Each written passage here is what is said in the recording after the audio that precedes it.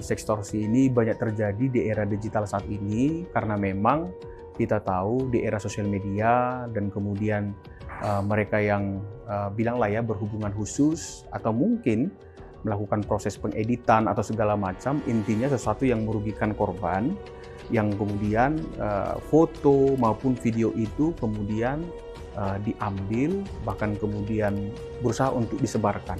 Dan sebelum disebarkan biasanya ada pemerasan. Pemerasannya itu macam, bisa meminta imbalan berupa uang, bisa juga mungkin meminta hal-hal yang di luar dipikirkan oleh korban ya. Jadi yang pertama, jangan panik ya, bahwa kita akan bela, kita akan siapkan pendampingan khusus terkait itu.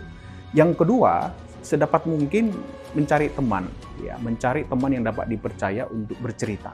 Bercerita itu sebenarnya adalah keterbukaan itu adalah awal dari pemulihan. Jadi teman-teman mencari orang yang dipercaya. Lalu berikutnya itu jangan pernah membayar ya. Jangan pernah lakukan pembayaran dalam bentuk apapun, tidak merespon. Bahkan langkah yang paling tepat dan cepat itu adalah segera nonaktifkan semua medsos atau hapus secara permanen. Itu akan menolong. Tergantung kondisi korban tentunya ya, tapi pesan saya memvalidasi sesegera mungkin bukan kebijakan yang baik menurut saya. Pengalaman kami ketika langsung divalidasi ke korban, biasanya itu akan justru membuat down. Jadi yang pertama boleh kita lakukan adalah segera hapus foto itu, tidak perlu di screenshot.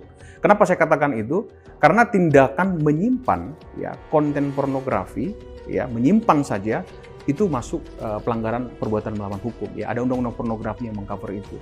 Dan hukumannya cukup luar biasa ya.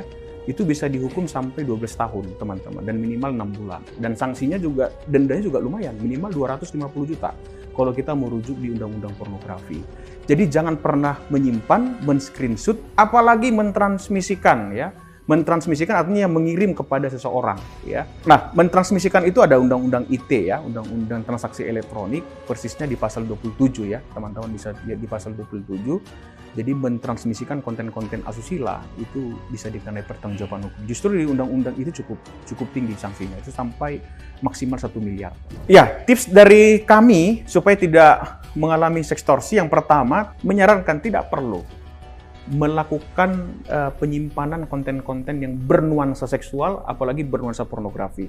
Itu yang pertama ya. Sedapat mungkin hindari mendokumentasikan kegiatan-kegiatan seksual yang walaupun saya pribadi berharap tidak ada kegiatan seksual di dalam relasi rekan-rekan muda semua. Ketika teman-teman menjadi korban ya, saya ingatkan sekali lagi, tolong jangan panik, karena sering sekali ketika kita panik kita kemudian tidak bisa melakukan penanganan yang lebih maksimal.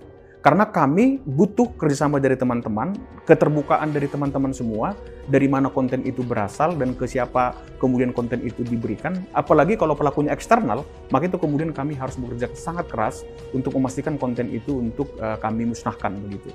Nah, yang ketiga, laporlah ke Satgas PPKPT. Kami punya IG Satgas PPKPT, Anda tinggal kirimkan pesan di situ atau melalui nomor hotline kami Satgas PPKPT Unesa, sudah lengkap di sana.